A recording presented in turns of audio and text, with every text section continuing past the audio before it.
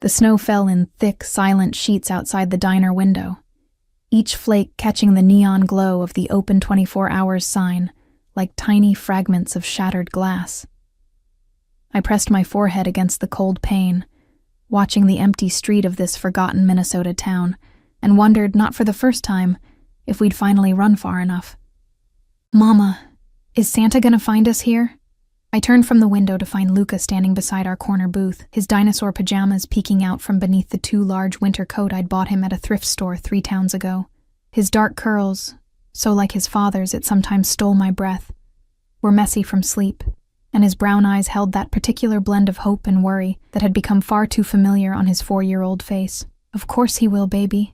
I pulled him onto my lap, breathing in the scent of the cheap motel shampoo and the peppermint hot chocolate I'd let him have before bed. Santa always knows where good boys are. Unlike some people, I thought bitterly. Unlike the man we'd been running from for 18 months. The diner smelled like burnt coffee and maple syrup, with an underlying note of grease that had probably been absorbed into the vinyl booth seats decades ago. Fluorescent lights hummed overhead, flickering occasionally in a way that made my exhausted brain conjure shadows where there were none. I'd learned to see threats everywhere, in every dark sedan that passed, in every man who looked too long, in every coincidence that felt too convenient. "You want more cocoa, sweetheart?" Dolores, the night shift waitress, appeared with her ever-present coffee pot. She was somewhere in her 60s, with hair dyed an improbable shade of red, and a tendency to call everyone sweetheart or Han. She'd been kind to us during our 3 weeks in Frost Creek, never asking too many questions about why a young woman and her son were living in the Pineview Motel, or why I always paid in cash. "No, thank you." I managed a smile. "Just the check, please." My shift had ended 20 minutes ago, but I'd lingered, watching the snow accumulate, dreading the walk back to our motel room with its rattling heater and paper-thin walls. It was Christmas Eve, or Christmas morning now, technically, since it was past midnight. Somewhere, families were sleeping peacefully under twinkling trees, secure in their warm homes, never knowing what it felt like to live with your heart in your throat, always waiting for the axe to fall. Dolores waved her hand dismissively. "It's on me, hun. Merry Christmas." She winked at Luca. "Santa's gonna be here soon, little man. Better get to bed." Guilt twisted in my stomach. Dolores had been nothing but kind, and I hadn't even told her my real name. She knew me as Sarah Bennett, though my birth certificate said Elena Castellano, a name I hadn't spoken aloud in over a year. I bundled Luca into his coat and boots, then pulled on my own threadbare jacket that did little against the Minnesota winter. The bell above the diner door chimed as we stepped out into the cold, and the wind immediately cut through my clothes like a blade. Luca pressed against my side, and I wrapped my arm around him, trying to shelter him as we walked.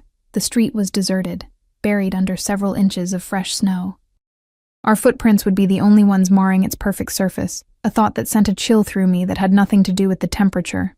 Too visible, too easy to track. The Pineview Motel sat 3 blocks away, a squat building with peeling paint and a sign that buzzed and flickered even in the best weather. During our walk, I kept my head down, mentally calculating our funds. Another 2 weeks, maybe 3 if I picked up extra shifts, and we could move on. I never stayed anywhere longer than 2 months. It was safer that way. We were half a block from the motel when I noticed the car. It sat in the parking lot where no car had been when I'd left for my shift 6 hours ago, a black SUV with tinted windows, expensive and utterly out of place in this dying town, where most people drove pickups or sedans from the previous decade. Snow had accumulated on its hood, but not enough. It hadn't been there long. My heart began to pound. I pulled Luca closer, my mind racing through possibilities. A guest at the motel? Unlikely, given the hour and the weather. Someone visiting one of the other residents? Possible. But the Pineview's long-term tenants weren't the type to receive visitors in luxury vehicles. "Mama, you're holding too tight." Luca's voice was small, confused. I forced myself to loosen my grip, to keep walking at a normal pace even as every instinct screamed at me to run. Maybe I was being paranoid. Maybe 18 months of looking over my shoulder had finally broken something in me, made me see danger where there was only coincidence. But coincidences had nearly gotten us caught before. We reached our room, number 7, ground floor, with a door that faced the parking lot.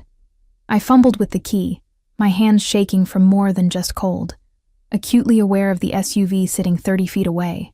The lock finally gave, and I ushered Luca inside, immediately throwing the deadbolt and chain. The room was exactly as we'd left it. 2 double beds with faded floral bedspreads, a TV that only got basic channels, a small bathroom with a rust-stained sink. Luca's few toys were scattered on one bed, action figures and coloring books, things I'd picked up at dollar stores along our journey. Under the other bed, hidden in a duffel bag, was everything else we owned. Clothes, documents, some real, some forged, and the emergency cash I kept for the day we'd need to disappear again. "Brush your teeth, baby. It's way past bedtime." I kept my voice light, but I moved to the window, carefully pulling back the thin curtain just enough to see outside. The SUV sat silent and dark, snow continuing to gather on its surfaces. No one got out, no movement at all. I let the curtain fall and turned to find Luca watching me with those 2 knowing eyes. "Is he here?" he asked quietly. My breath caught. We never talked about his father. I'd tried so hard to shield him, to make this feel like an adventure rather than a desperate flight. But children see more than we think. They feel the tension in our bodies, hear the fear in our voices even when we try to hide it. "No, sweetheart. No one's here. Just us." I knelt down, cupping his small face in my hands. "Just us, like always. You're safe. I promise." It was a promise I'd made 100 times, in a dozen different motel rooms, in towns whose names blurred together. A promise I wasn't sure I could keep, but would die trying. Luca brushed his teeth while I tucked the duffel bag closer to my bed, running through our escape plan in my mind. If I needed to, I could have us out the bathroom window in under a minute. I'd practiced. The bus station was 4 blocks away. By dawn, we could be 3 states over. I was being paranoid. I had to be. But as I helped Luca into bed and pulled the covers up to his chin, as I sang him the Italian lullaby my own mother had sung to me, I couldn't shake the feeling that our time in Frost Creek was over, that the fragile peace we'd found here was about to shatter. "Mama?" Luca's voice was drowsy now, his eyes already half closed. "Can we have a real Christmas next year, with a tree and everything?" "Yes, baby. I promise." Another promise I didn't know if I could keep. He fell asleep within minutes, his breathing deep and even. One hand curled around his favorite toy car, a red Ferrari I'd found at a garage sale, not knowing then the bitter irony of it. His father had owned a red Ferrari once, probably still did, along with a dozen other obscenely expensive toys. I sat on my bed, fully dressed, and waited, watched the clock tick from 1 to 2 to 3 in the morning. The SUV remained in the parking lot, undisturbed. Snow continued to fall. Christmas morning arrived in silence. Maybe I really was losing my mind. Maybe I was seeing ghosts where there were none. At 4:30, exhaustion finally dragged me under. I fell asleep sitting up, my shoes still on, my hand resting on the duffel bag that held our entire life. I woke to knocking, not pounding. That would have been less terrifying somehow. This was measured, patient. 3 knocks, then silence. 3 more knocks. The kind of knocking that said the person on the other side had all the time in the world and knew you were inside. Pale winter light filtered through the curtains. 6:43 a.m., according to the clock.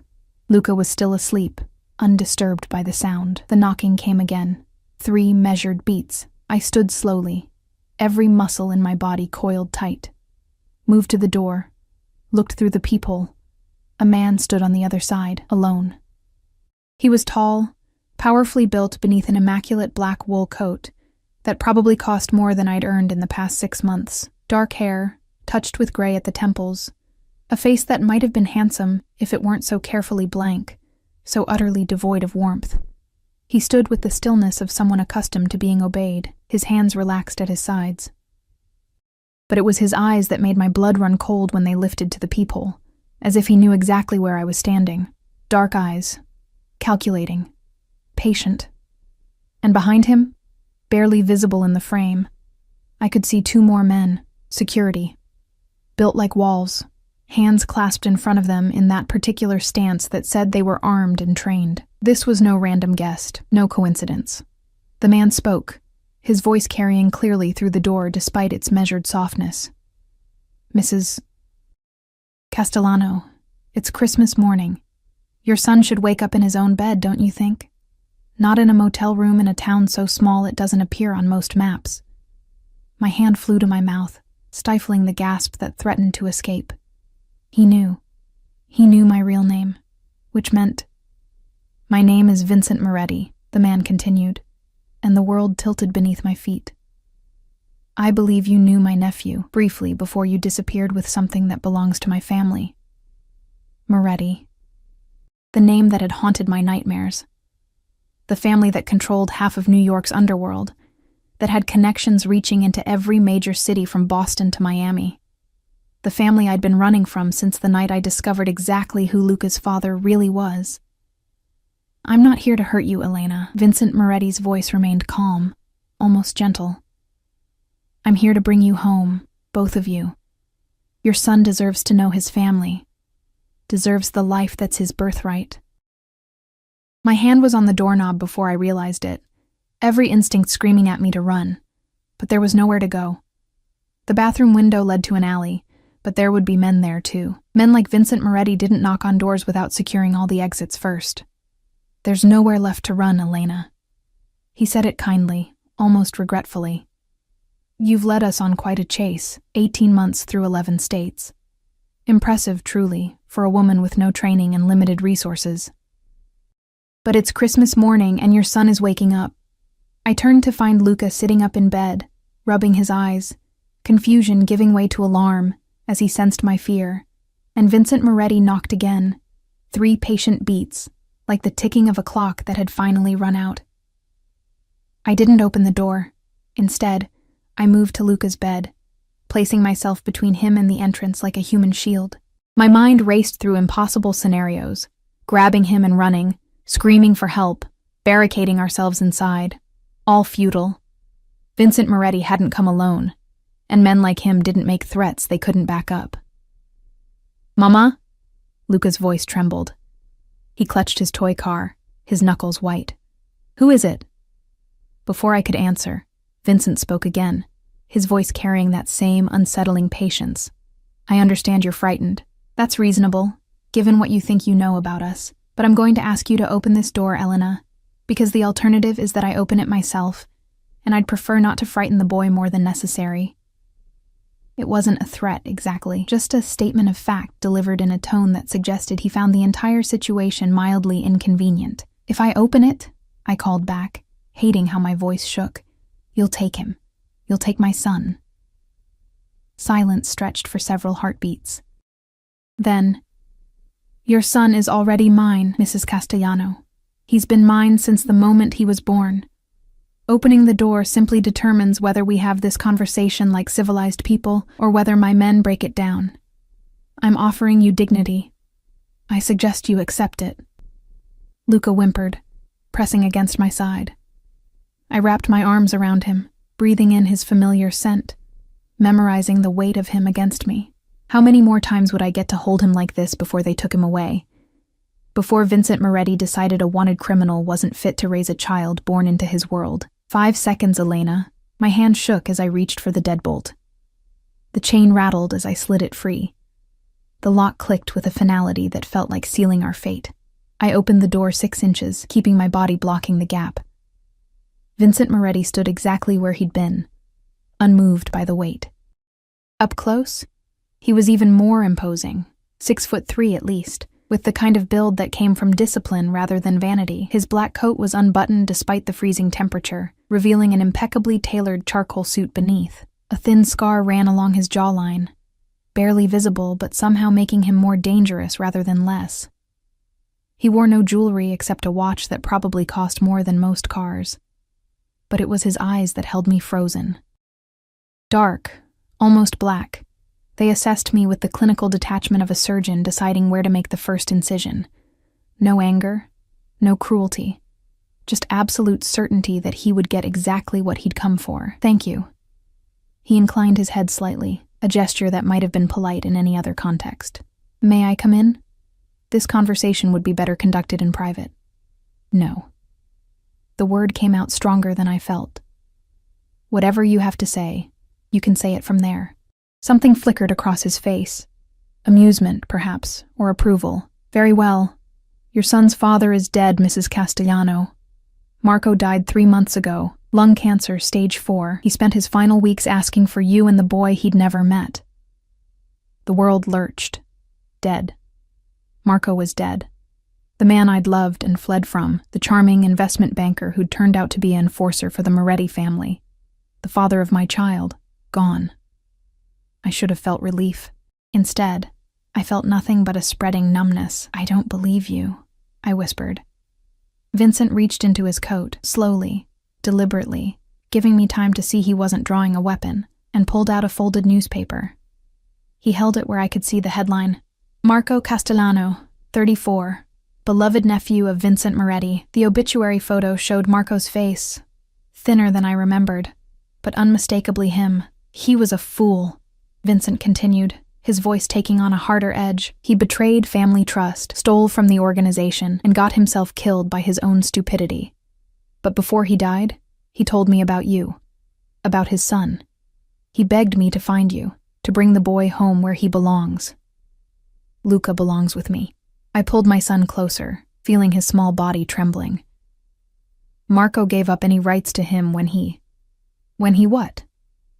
Vincent's eyes narrowed. "When he conducted business you found distasteful? When he provided the lifestyle you enjoyed until your conscience became inconvenient? You knew what he was, Elena. Perhaps not the specifics, but you knew. The expensive gifts, the cash payments, the phone calls he took at odd hours. You chose not to ask questions. Heat flooded my face because he was right. I had known, on some level. I just convinced myself it was something less dark. Corporate corruption, maybe, or tax evasion. Not the brutal reality of organized crime. "I was pregnant," I said, hearing the defensiveness in my own voice. "I found documents in his office. Bank accounts, names of people who'd disappeared. I wouldn't raise my child in that world."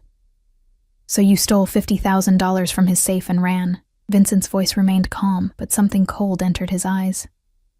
"That money wasn't his, Elena. It belonged to the family.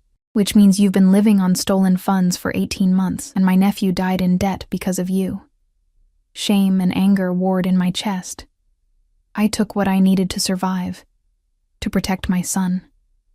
"Our son," Vincent corrected softly. "The moment Marco died, Luca became the last of his bloodline, which makes him family. My responsibility." He paused, letting that sink in. "I'm not here to punish you, Mrs. Castellano, despite your theft. I'm here to bring you both home, to New York, where Luca will be raised with every advantage, every protection, where he'll learn what it means to be a Moretti." "No." The word came out fierce, final. "I won't let you turn him into what Marco was. I won't." "You won't let me?" Vincent's voice dropped to something barely above a whisper, and somehow that was more terrifying than if he'd shouted. "You're living in a motel that charges by the week. You work the night shift at a diner for minimum wage plus tips. You're wearing a coat with a broken zipper in the middle of a Minnesota winter. Tell me, Mrs. Castellano, exactly how you plan to stop me from doing anything I choose to do?" Behind him, one of his security guards shifted slightly, a subtle reminder of the force at his disposal. I had no answer. We both knew it. Vincent's expression softened fractionally. "I'm not a monster, despite what you may believe. I'm offering you a choice. Come with us willingly. Live in comfort. Let Luca know his heritage, or..." He paused. "Or I make a phone call, and by tomorrow, social services will be investigating reports of neglect. A mother with no fixed address, no stable income, moving her child from town to town with forged documents. How do you think that ends, Elena?" My vision blurred with tears I refused to let fall. He had me cornered, and he knew it. Even if I ran again, he'd find us. He'd proven that. And now he had ammunition, the threat of taking Luca through legal means, of painting me as an unfit mother. "Please." I hated the break in my voice, the desperation. He's all I have. Don't take him from me. I'm not taking him. Vincent's voice gentled slightly. I'm bringing you both home. Together. You're the boy's mother. That means something in our world. You'll be provided for. Protected. All I ask is that you stop running and let us give Luca the life he deserves. And if I refuse, the temperature seemed to drop 10 degrees. Then I take him anyway, and you spend the next decade fighting through courts you can't afford to access, while your son grows up believing his mother abandoned him. Is that really the choice you want to make? Luca's hand found mine, his small fingers gripping tight. Mama, I'm scared.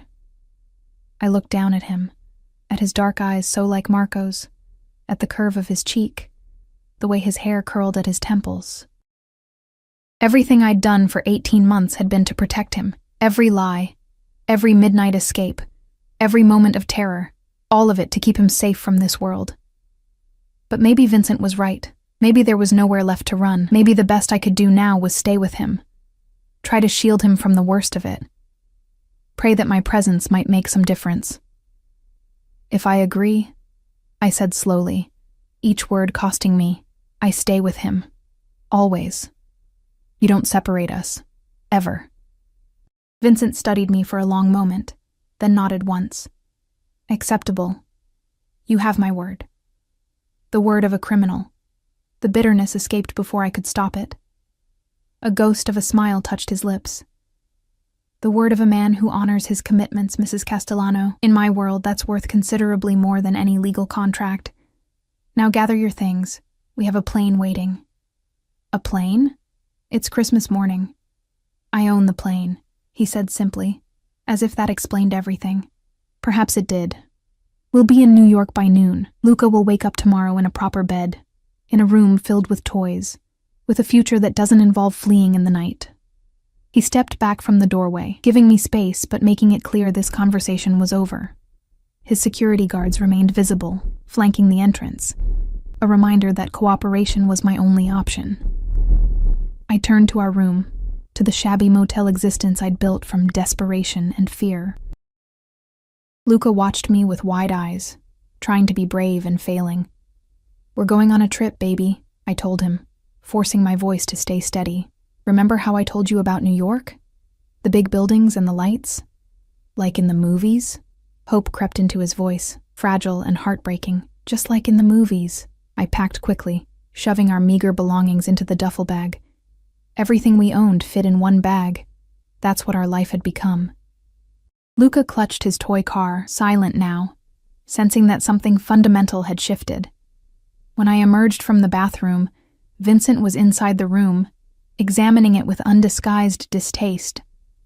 Up close, in the cramped space, he seemed even larger, his presence overwhelming. He smelled of expensive cologne and cold winter air, utterly out of place in our worn-down refuge.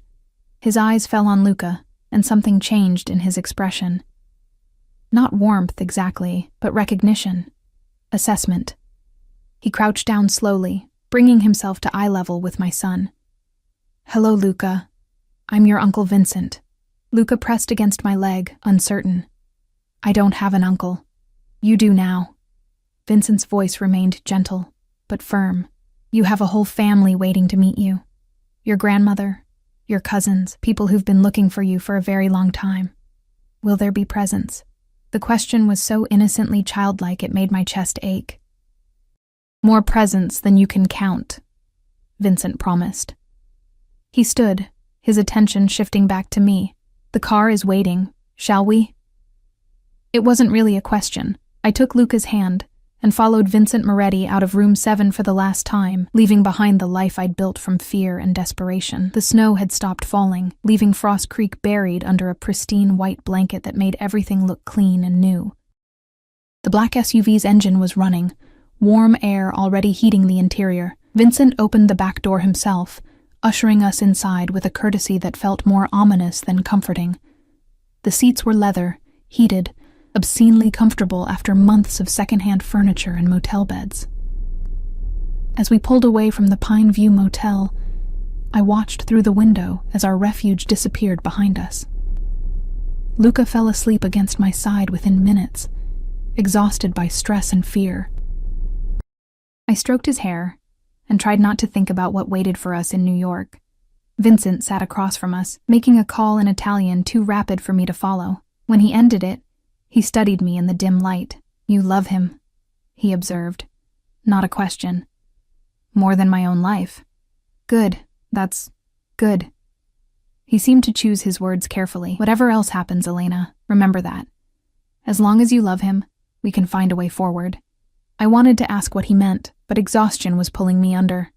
The warmth of the car and the stress of the morning finally taking their toll. My last thought before sleep claimed me was that I'd made a deal with the devil himself, and there was no going back now. I woke to the hum of jet engines and the scent of leather and expensive coffee. For a disorienting moment, I thought I'd dreamed it all. The knock on the door, Vincent Moretti, the surrender of everything I'd fought to protect. Then I opened my eyes to find myself on a private plane, stretched across a cream-colored sofa that probably cost more than a year's rent, with a cashmere blanket tucked around me that I didn't remember anyone placing there. Luca was gone. Panic shot through me like electricity. I bolted upright, the blanket falling away, my heart hammering against my ribs. The cabin was spacious, decorated in muted grays and golds, with windows showing nothing but clouds and winter sky. We were airborne. How long had I been asleep? "He's fine." Vincent's voice came from across the cabin. He sat in a leather chair, his coat removed, his shirt sleeves rolled to his elbows in a gesture that should have made him seem more casual but somehow didn't. He was reading something on a tablet, his posture relaxed but alert. Always alert, I was beginning to realize. Men like him never truly rested. "Where is he?" My voice came out hoarse, threatening. "In the bedroom, watching cartoons." "One of my men is with him." Vincent set down the tablet, his dark eyes finding mine. "You were exhausted. I thought it best to let you sleep. You thought..." I stood on shaking legs, anger replacing fear. "You don't get to make decisions about my son without my permission. Where is he?" Vincent gestured to a door at the rear of the cabin. "Through there. Go see for yourself. But lower your voice, Mrs. Castellano. You're on my plane, under my protection, and hysteria won't serve anyone." I wanted to scream at him, to claw at that infuriating calm.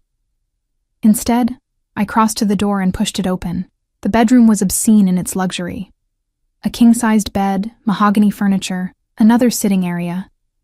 And there, on a smaller sofa, sat Luca with a plate of half-eaten pancakes, his eyes glued to a flat-screen TV showing some animated movie.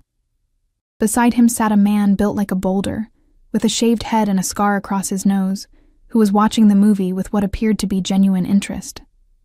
"Mama?" Luca scrambled off the sofa and ran to me, syrup still on his fingers. "Uncle Vincent's friend Marco made me pancakes. Real ones with chocolate chips. And there's orange juice and everything." The man, Marco apparently, though the name sent a chill through me, stood and gave a respectful nod. "Mrs. Castellano. The boy's been no trouble. Ate well, used the bathroom, hasn't stopped talking about his dinosaurs." His voice was surprisingly gentle for someone who looked like he could break concrete with his bare hands. "Thank you," I managed, though the words tasted wrong. I shouldn't be thanking one of Vincent's men for watching my son. I shouldn't be here at all. "We'll be landing in 40 minutes, Marco said.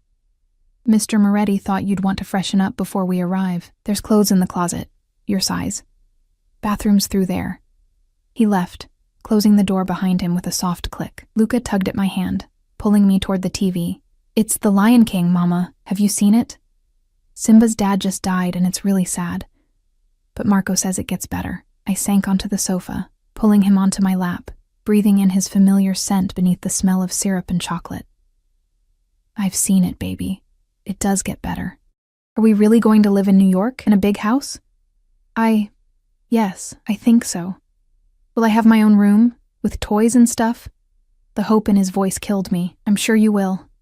I kissed the top of his head, holding him tighter than necessary. "But Luca, I need you to listen to me. These people, Uncle Vincent and his friends, they're family, but they're also complicated. I need you to stay close to me, okay? Don't wander off. Don't go anywhere without telling me first." He twisted in my lap to look at me, his small face serious. "Are they bad people?" Like in the stories? How did I answer that? How did I explain to a 4-year-old that we'd been pulled into a world where morality existed in shades of gray, where the man who'd given him chocolate chip pancakes probably had blood on his hands? They're your family, I said finally. And family is complicated, but I'll always keep you safe. That's a promise. He seemed satisfied with that, turning back to the movie. I held him and watched Simba mourn his father and tried not to see the parallels in our own story. Luca would mourn Marco eventually, when he was old enough to understand what he'd lost. A father he'd never known, dead before they could meet. Another thing Vincent Moretti's world had stolen from us. When the movie ended, I carried Luca to the bathroom, marble and gold fixtures, towels softer than anything I'd touched in months, and washed the syrup from his hands and face. Then I turned to the closet Marco had mentioned. Inside hung several outfits in exactly my size, tags still attached. Designer labels I recognized from the brief period when Marco had showered me with gifts, back when I'd thought his money came from legitimate sources. Dark jeans that fit perfectly. A cream-colored sweater in cashmere. A black wool coat that actually had a working zipper, lined with silk. Boots that were practical, but elegant. Someone had studied me, taken my measurements, anticipated my needs. The thought made my skin crawl even as I stripped off my threadbare clothes and changed into the new ones. They fit like they'd been made for me, probably had been. I looked at myself in the mirror, a stranger in expensive clothes, with dark circles under her green eyes and tension in every line of her body. I looked like I belonged in Vincent Moretti's world, even if I'd never feel like I did. When I emerged, Vincent was waiting in the main cabin. His eyes swept over me once, assessing, then nodded with what might have been approval. Better, he said simply. Sit. We need to talk before we land. I sat across from him, Luca still in the bedroom with Marco and his cartoons. Vincent poured coffee from a silver carafe into delicate china cups, adding cream to mine without asking how I took it. He'd done his research. Of course he had. Your life is about to change significantly, he began, his tone businesslike. I want you to understand what that means. You'll be living in the family estate in Westchester. 23 rooms, 15 acres, full staff and security. You and Luca will have your own wing.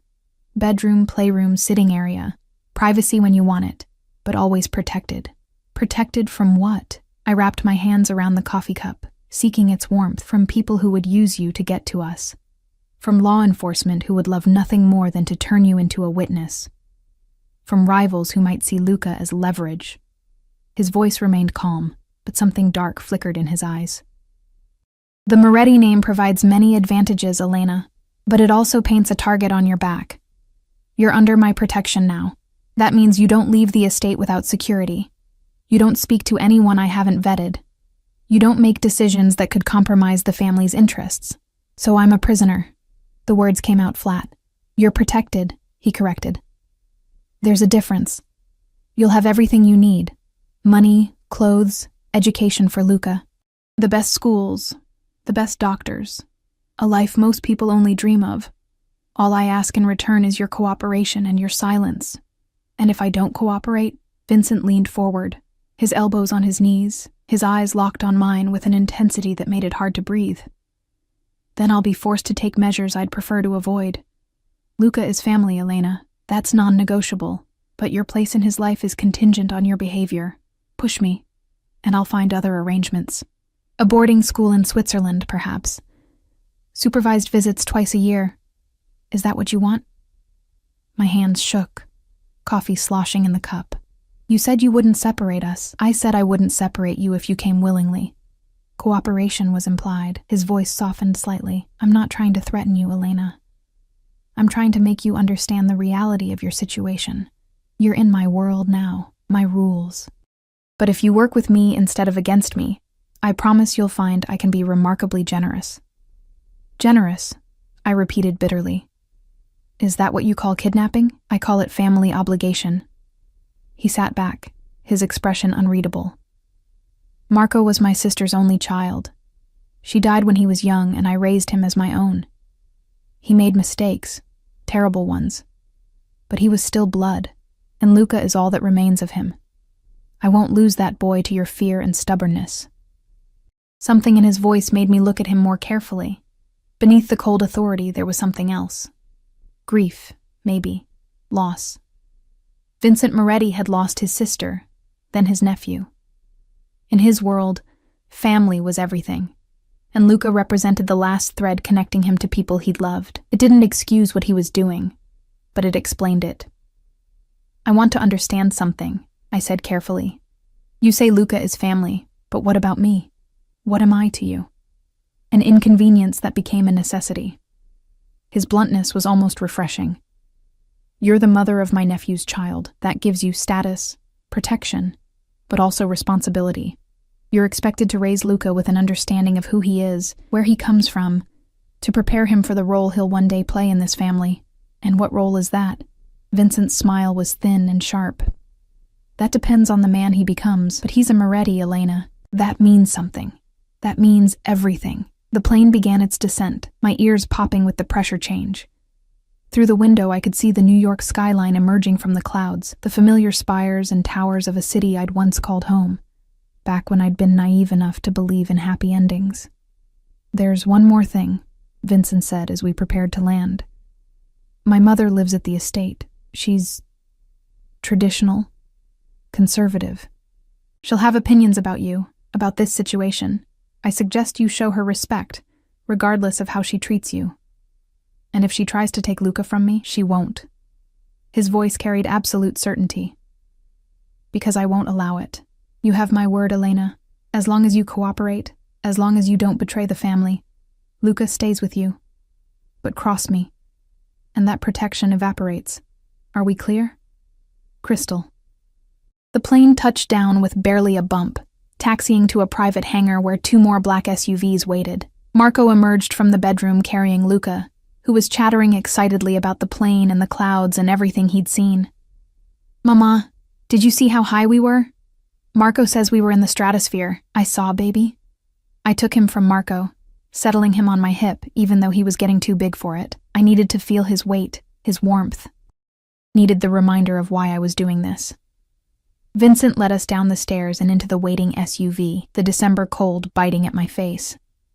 New York smelled different than Minnesota. Exhaust and concrete, and the particular electricity of millions of people living on top of each other. It smelled like coming home, even though this would never truly be home again. The drive to Westchester took 45 minutes through Christmas afternoon traffic. Luca pressed his face to the window, marveling at the buildings and lights. I sat rigid, watching Vincent watch me, aware that every moment was a test I wasn't sure how to pass. The estate appeared behind high walls and iron gates that opened at our approach. The house beyond was massive, a modern fortress disguised as a mansion, all stone and glass and careful landscaping. Security cameras were visible at strategic points. Men in dark suits patrolled the grounds. This wasn't a home. It was a compound. Welcome, Vincent said as the SUV stopped before the main entrance, to your new life. And as he opened the door, letting in the cold December air and the weight of everything I'd lost and everything I'd become, I wondered if there would ever be a way back from this. Or if Elena Castellano had died somewhere on the road between Minnesota and here, leaving behind only a ghost wearing expensive clothes and carrying a child into a world of beautiful, terrible things. The woman who greeted us in the entrance hall looked like she'd been carved from ice and expectation. Sophia Moretti stood at the base of a sweeping marble staircase, her silver hair pulled into an elegant chignon, her black dress simple, but clearly expensive. She was perhaps 70, but she held herself with the rigid posture of someone who'd never allowed age to diminish her authority.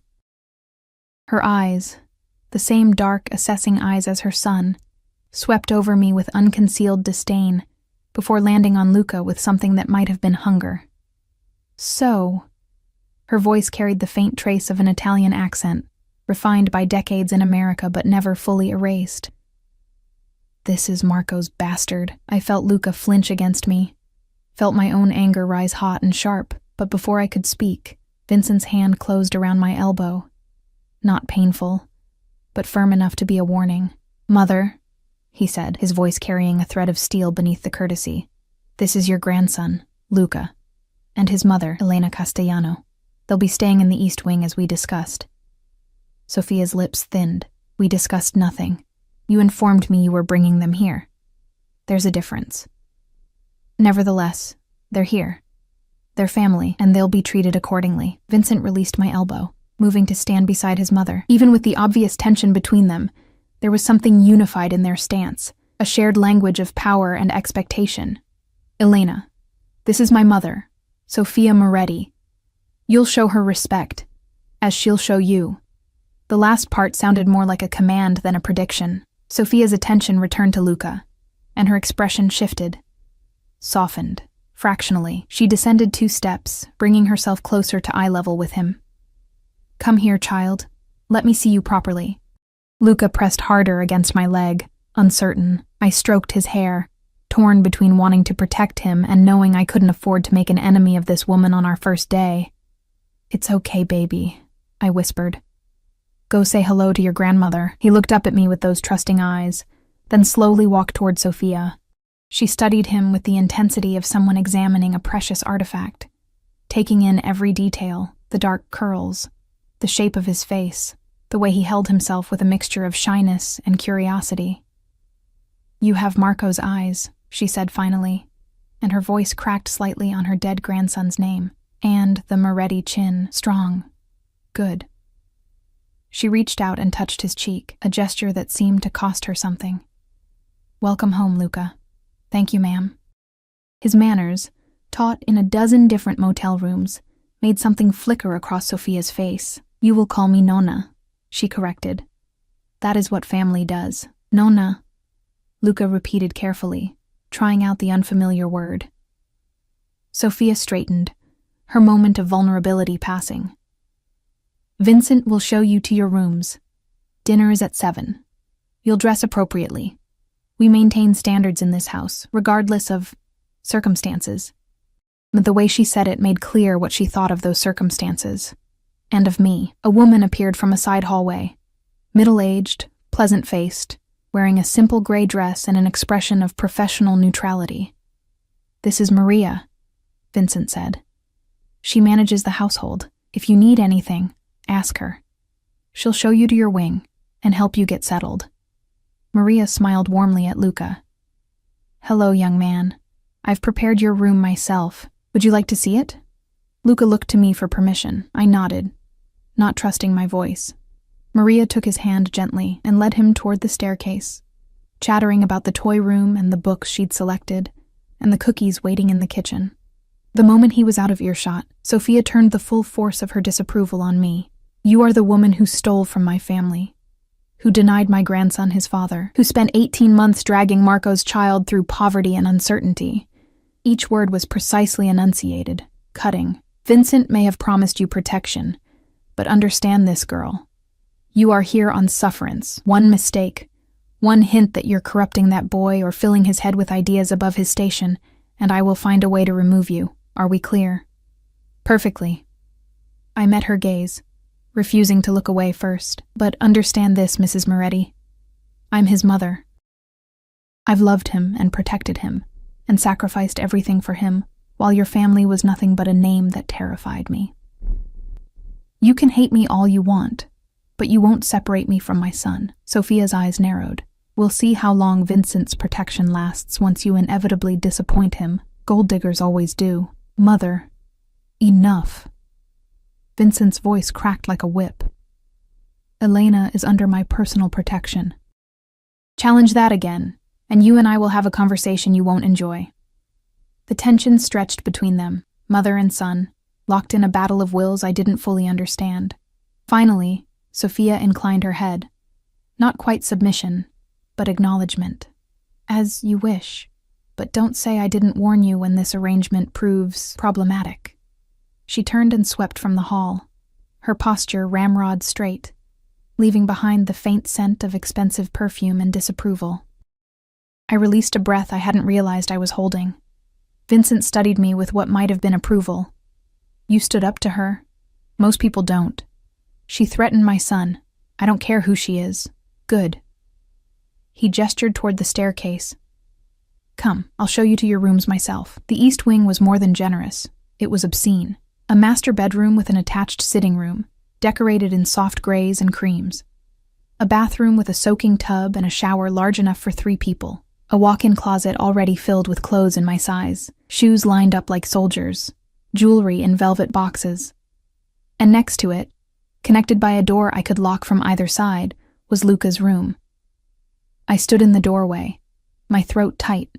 It was a child's paradise, a bed shaped like a race car, shelves overflowing with books and toys, a whole corner dedicated to dinosaurs. Luca was already on the floor, making vrooming sounds as he pushed a toy truck across the plush carpet, his earlier fear forgotten in the wonder of having things that were actually his. "The playroom is down the hall," Vincent said from behind me. "Larger toys, games, arts, and crafts supplies. There's also a movie theater on the ground floor, a pool in the basement, and a gym. The grounds have been made safe for children. No access to the pond without supervision. The gates are always locked. Security is always present. It's a beautiful prison," I said quietly. "It's a palace.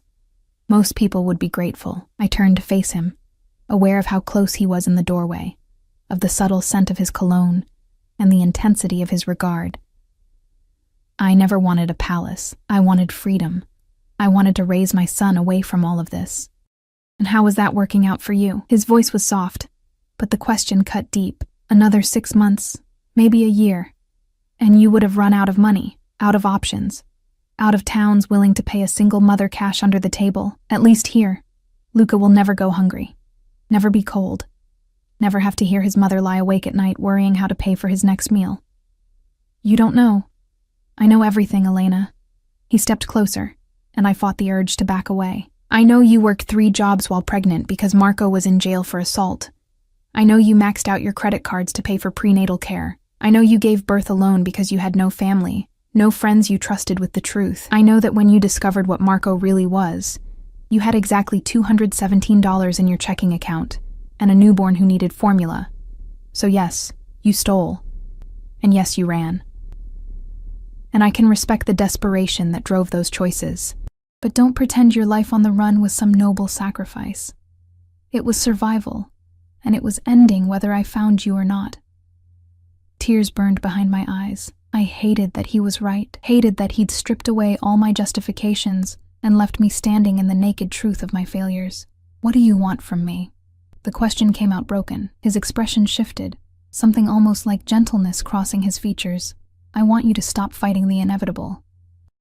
Accept that you're here, that this is Luca's life now, and make the best of it. Be his mother. Raise him well. And in return, you'll have security, comfort, and my protection. It's not the life you imagined, but it's the life you have. The question is whether you're strong enough to embrace it." Before I could answer, Luca called out, "Mama, come see. This truck has working lights." Vincent stepped back, giving me space. "Dinner is at 7. Don't be late. My mother may be difficult, but she values punctuality." He paused at the door. "And Elena? The clothes in your closet include formal wear. Choose something appropriate. First impressions with the family matter." He left, and I sank onto the edge of Luca's race car bed, watching my son play with toys that probably cost more than our motel room had for an entire month. He was happy. Genuinely, innocently happy. In a way I hadn't seen since before we started running. Maybe Vincent was right. Maybe I needed to stop fighting and start surviving in a different way. The afternoon passed in a blur of exploration. Maria appeared periodically, offering food, showing us the playroom, the library, the various rooms and hallways of this massive house. Luca made friends with her instantly, chattering about dinosaurs and Christmas and whether Santa had known to bring presents here instead of Minnesota. "Santa always knows," Maria assured him with a wink, "and I happen to know he left something special under the tree for you." At 6:30, I left Luca with Maria and returned to my room to dress for dinner. The closet offered too many choices, but I finally selected a simple black dress, elegant but not showy, with a modest neckline and hem that fell just below my knees. I found heels that didn't feel like torture devices and minimal jewelry.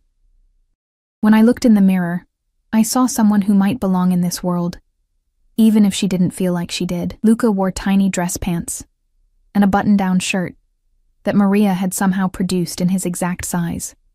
He looked like a miniature version of the men I'd seen around the estate. Polished, proper, already being molded into something I didn't recognize. Maria led us to the dining room at precisely 7 o'clock. The room was designed to intimidate.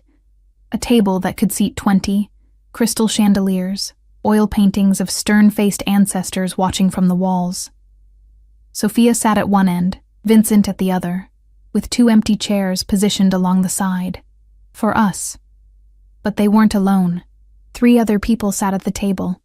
A man in his 40s with Vincent's dark eyes but a softer face, a woman who looked to be in her 30s with carefully styled blonde hair, and a dress that cost more than a car, and a teenage boy who looked bored and vaguely hostile. "Elena, Luca," Vincent said, rising slightly in a gesture of courtesy that seemed almost mocking given the circumstances.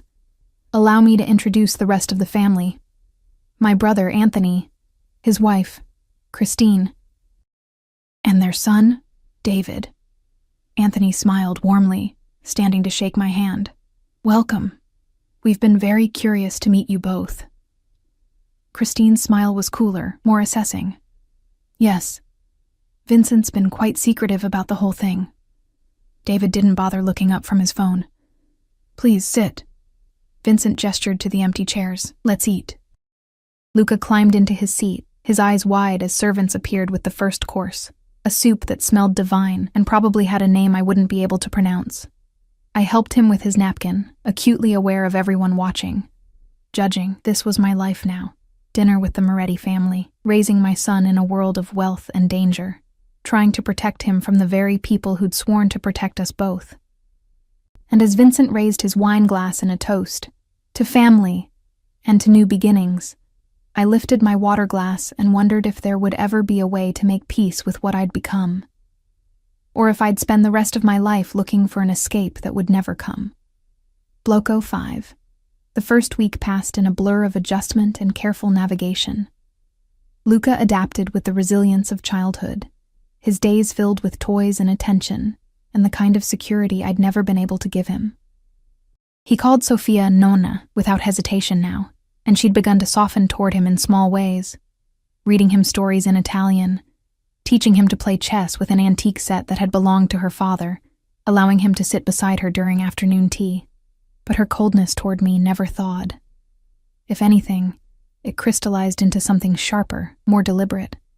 I fell into a routine because routines were safe, predictable. Mornings with Luca, breakfast, then time in the playroom or the library.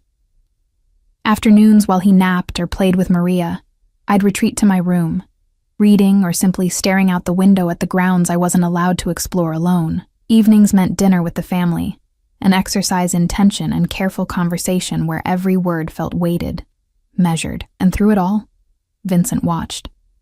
Not obviously, not in a way I could protest, but I felt his attention like a physical thing. In the dining room, when his eyes would find me across the table, in the hallways, when I'd catch him observing me from doorways, in the reports I knew he received from Maria and the security staff about my movements, my habits, my integration into this gilded cage. It should have frightened me. Instead, it ignited something I didn't want to examine too closely, an awareness of him that felt dangerous and intoxicating in equal measure. On the 8th day, he summoned me to his office. The room was exactly what I'd expected. Dark wood, leather furniture, floor-to-ceiling bookshelves, and a massive desk that served as a throne from which he controlled his empire. He stood by the window when I entered, his back to me, hands clasped behind him in a pose that emphasized the breadth of his shoulders beneath his precisely tailored suit. "Close the door," he said without turning. I did, my heart rate picking up for reasons I didn't want to acknowledge. He turned to face me, and something in his expression made me freeze. Not anger, exactly, something more complex, more intense. "You've been here over a week," he began, moving to lean against the front of his desk, arms crossed. "You've followed the rules, shown my mother respect despite her treatment of you, and devoted yourself to Luca's adjustment. Maria reports that you're polite to the staff, that you haven't attempted to contact anyone outside the estate, that you've accepted the limitations of your situation with more grace than I anticipated. Is there a question in there somewhere?" I kept my voice steady despite the way his proximity affected my breathing. Why? The single word carried genuine curiosity. Why the sudden cooperation? You fought me so hard in Minnesota, and yet here you are, playing the perfect guest. What changed? I considered lying, deflecting. But something about the directness of his gaze demanded honesty. I realized you were right. I was running out of options, out of time. And Luca deserves better than what I could give him alone.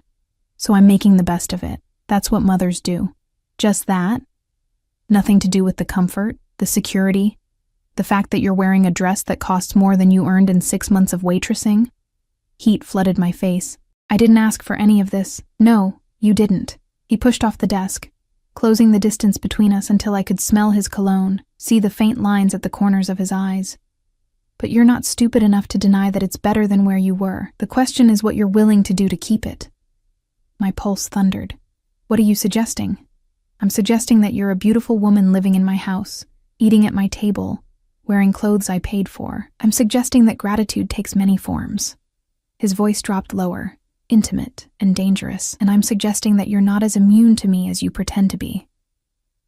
I should have slapped him, should have turned and walked out, should have done anything except stand there feeling my body respond to his words, to his proximity, to the dark promise in his eyes. You're Luca's great uncle, I managed. It's inappropriate. This is pragmatic. His hand came up to my face, his thumb tracing my jawline with devastating gentleness. You need protection. I can provide it. You need security for your son. I can guarantee it. And in return, you give me what I want. What I've wanted since I saw you standing in that pathetic motel room, fierce and terrified and utterly magnificent. I won't. My protest died as his thumb brushed across my lower lip.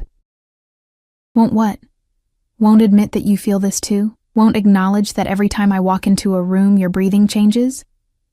Won't confess that you've thought about this, about me, in ways that have nothing to do with gratitude or obligation? He was right, and I hated him for it.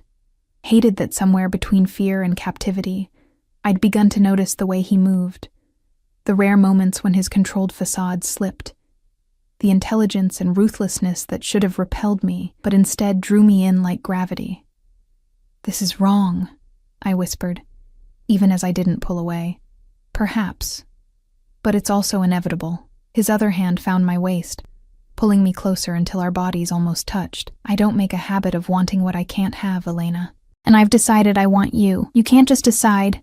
I can decide anything I want. That's what power means. His voice turned harder, edged with something raw. But I'm not my nephew.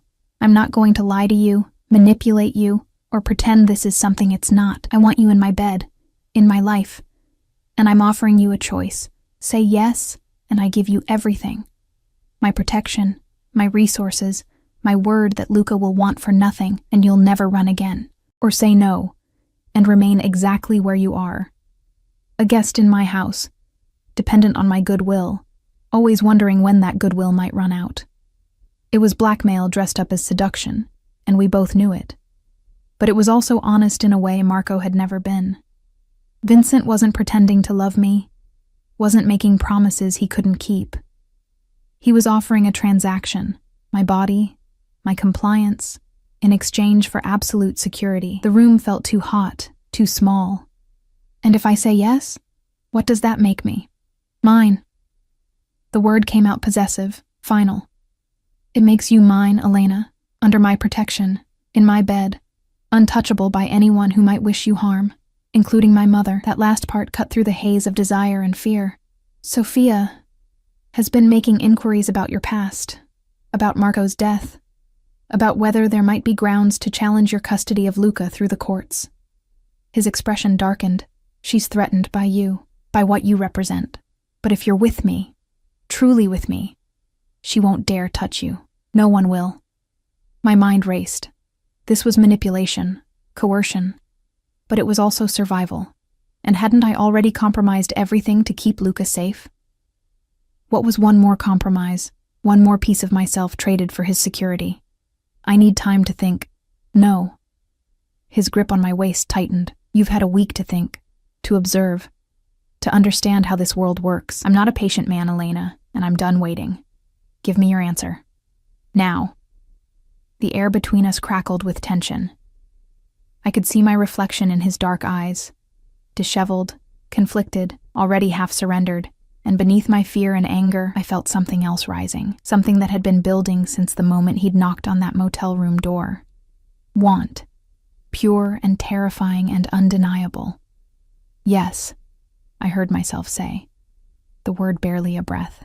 "Yes." Something fierce and triumphant flashed across his face. "Say it properly. Say you're mine. I'm yours."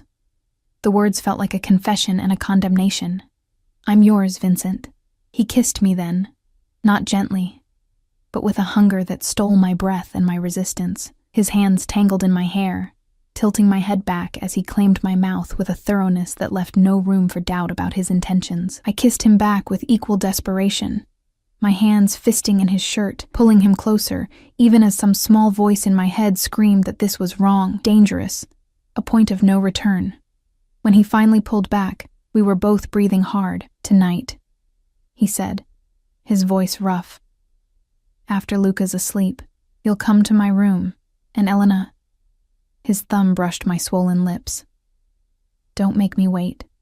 He released me and stepped back, his expression already shifting back to that controlled mask, but I could see the tension in his shoulders, the evidence that he wasn't as unaffected as he pretended. "Go," he said. "Before I forget, we have staff in this house and take you right here on my desk." I fled, my heart pounding, my body trembling with a mixture of fear and anticipation. What had I just agreed to? What had I just become? The day crawled by with agonizing slowness. I went through the motions, playing with Luca, eating lunch, reading him stories. But my mind was elsewhere, caught between dread and something darker, more primal. Dinner was torture. Vincent sat at the head of the table as always, conversing with Anthony about business I didn't understand. But occasionally his eyes would find mine, and the promise in them made it impossible to focus on anything else. Sophia noticed. Of course she noticed. Her gaze sharpened, moving between Vincent and me with growing suspicion.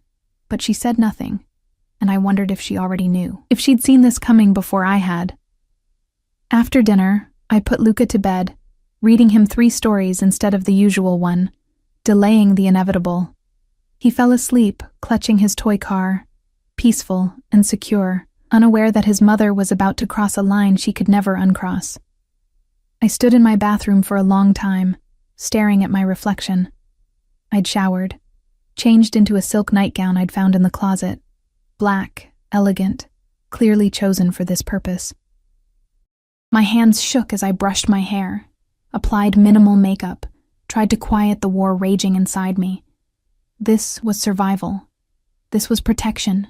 This was the price of keeping Luca safe. But it was also desire, and that was the part I couldn't rationalize away. Vincent's bedroom was in the west wing, far from prying eyes and curious children. I walked through the silent house in bare feet, my heart hammering so hard I thought it might burst from my chest. His door was unlocked. I pushed it open to find him waiting by the window, dressed in dark slacks and an open white shirt that revealed the powerful lines of his chest. He turned at my entrance, and the heat in his eyes nearly made me turn and run. "Lock the door," he said softly. I did, the click of the lock feeling like sealing a contract written in my own surrender. He crossed to me slowly, deliberately, giving me time to change my mind. But I stood my ground, my chin lifted in defiance or invitation. I wasn't sure which. "Last chance to walk away," he said, his fingers finding the strap of my nightgown. "After this, you're mine, completely. No running, no regrets, no pretending this didn't happen. I'm already yours," I whispered. "You made sure of that the moment you brought us here." "No." He pulled me against him, his hand tangling in my hair. "That was obligation. This is choice. I want you to choose this, Elena. Choose me." And God help me, I did. I reached up and pulled his mouth down to mine, kissing him with all the pent-up fear and anger and desperate need that had been building for days. He responded with a groan, his hands roaming over my body, claiming every inch of me with a possessiveness that should have terrified me, but instead set me on fire. We didn't make it to the bed immediately. He backed me against the wall, his mouth on my neck, my collarbone, the swell of my breasts above the nightgown's neckline. I gasped and arched into him, my fingers digging into his shoulders, my mind going blank except for sensation and need. When he finally carried me to the bed, when he stripped away the silk barrier between us and showed me exactly what it meant to belong to Vincent Moretti, I understood that I'd been lying to myself all along. This wasn't just survival. This wasn't just protection for my son. This was me, choosing the darkness, choosing the man who'd captured us, choosing to stop running and start claiming this twisted new life as my own. Hours later, I lay in his arms, my head on his chest, listening to his heartbeat, slow to something approaching normal. His fingers traced patterns on my bare shoulder, absent and possessive at once. Regrets? He asked quietly. Too many to count. I tilted my head to look at him, but not about this. Not anymore. His arm tightened around me. Good. Because I meant what I said. You're mine now, Elena, and I protect what's mine with everything I have. Even from your own mother? Especially from her. He pressed a kiss to my forehead. She'll adjust. She has no choice. You're not just Luca's mother anymore. You're under my personal protection.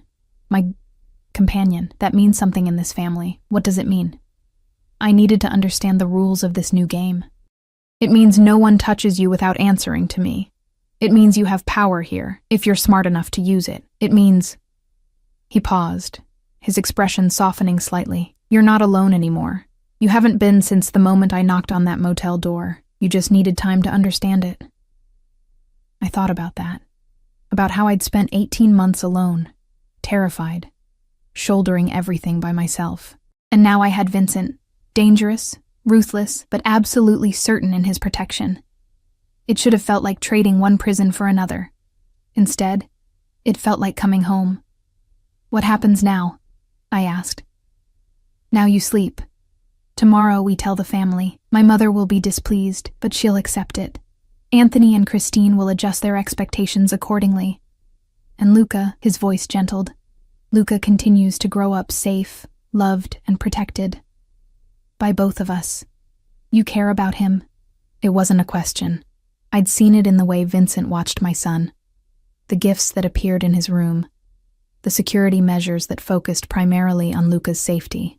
He's family, and he's all that remains of Marco. Of course I care. Vincent shifted, turning to face me more fully. But I also care about you, Elena. More than I planned to. More than is probably wise. But there it is. It wasn't a declaration of love. Vincent Moretti wasn't the type for flowery speeches or romantic gestures, but it was honest. And in this world, honesty was rarer than diamonds. I care about you too, I admitted. I don't want to, and I don't fully understand it, but I do. Then we're both fools, but he smiled as he said it, and for the first time since Minnesota, I felt something like peace settle over me. I woke in my own bed the next morning, alone. Vincent had carried me back before dawn, not wanting Luca to wake and find me missing. But the sheets smelled like his cologne, and my body ached in ways that proved the night hadn't been a dream. Luca was already awake when I checked on him, playing with toy dinosaurs on his bedroom floor. He looked up with a bright smile. Mama, Nonna says we're having a special breakfast. Can we go? Of course, baby. Let me get dressed. The special breakfast turned out to be a family announcement. When Luca and I entered the dining room, everyone was already assembled. Sophia at her usual place, looking grim, Anthony and Christine whispering to each other, David scrolling through his phone, and Vincent, standing at the head of the table, waiting. His eyes met mine, and something hot and possessive flashed in them before he schooled his expression to neutrality. Good morning. Please sit. We have something to discuss. I helped Luca into his chair, my heart pounding. This was it. The moment everything became public, official. No going back. As you all know, Vincent began, his voice carrying the authority that made boardrooms and crime families alike bend to his will. Elena and Luca have been with us for just over a week. In that time, I've come to a decision about their permanent status in this family. Sophia's fork clattered against her plate. Vincent, Elena will be moving into the West Wing with me, he continued, ignoring his mother's interruption. She'll be accorded all the respect and protection that comes with being under my personal guardianship. Anyone who wishes to challenge this is welcome to discuss it with me privately. But the decision is final. Silence crashed over the table. Christine's eyes widened. Anthony looked between Vincent and me with dawning understanding. David actually looked up from his phone, interested for the first time since we'd arrived, and Sophia. Sophia looked like she'd been slapped. "You cannot be serious," she said, her voice shaking with fury. "This woman is a thief, a runaway. She kept Marco's child from us for years. She protected Marco's child when Marco failed to." Vincent cut her off, his voice hard as steel. "She gave up everything to keep Luca safe, and now she's given herself to me, to this family, trusting that we'll honor that sacrifice. I intend to prove her trust wasn't misplaced. The question is whether you'll support this decision, or force me to choose between you and her." The threat hung in the air, unsubtle and absolute. Sophia stared at her son for a long moment, her face a mask of betrayal and rage. Then she stood, her napkin dropping to the table. "You've made your choice clear. I hope you don't come to regret it." She swept from the room, her exit dramatic and damning. Anthony cleared his throat.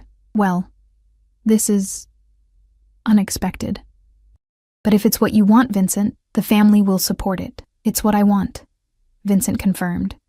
His eyes found mine again, softer now. "What we both want." I nodded, not trusting my voice. Luca, oblivious to the undercurrents, was more interested in the pancakes Maria had just brought out. "Mama, can I have chocolate chips in mine?" "Of course, baby." I smoothed his hair, anchoring myself in his innocence. "Whatever you want." The weeks that followed transformed everything. I moved into Vincent's wing, into his bed, into a life I hadn't known I wanted until it was mine. Sophia maintained her cold distance, but she didn't challenge Vincent's claim on me. The rest of the family adjusted, treating me with a wary respect that grew as I proved I wasn't just some gold digger Vincent would tire of. And Luca thrived. He had cousins now. David warmed to him eventually, teaching him video games and letting him tag along like a little shadow. He had a grandmother who doted on him despite her feelings about me. He had security, education, a future that stretched out bright and certain. He had everything I'd dreamed of giving him when I first discovered I was pregnant, back when I'd still believed in happy endings. On Christmas Eve, exactly 1 year after Vincent had knocked on that motel door, I stood in our bedroom watching snow fall over the estate grounds. Vincent came up behind me, wrapping his arms around my waist, pulling me back against his chest. "Regrets?" he asked, as he had so many times before. "Only that I didn't trust you sooner." I turned in his arms, looking up at the man who'd captured us and freed us in the same breath. "Only that I wasted so much time running. You were protecting him. I understand that better than you think." He kissed my forehead, gentle despite his fearsome reputation. "But you're home now, both of you. And I'll spend the rest of my life making sure you never have reason to run again." From Luca's room next door, I heard him calling out in excitement about presents and Santa and all the wonder of childhood. Vincent released me so I could go to him, but caught my hand before I could leave. "I love you," he said simply. 3 words he'd never spoken before, offered like a gift on Christmas Eve. "I need you to know that. This isn't just possession or protection anymore. It's love." Tears pricked my eyes. "I love you too. God help me. I love you too."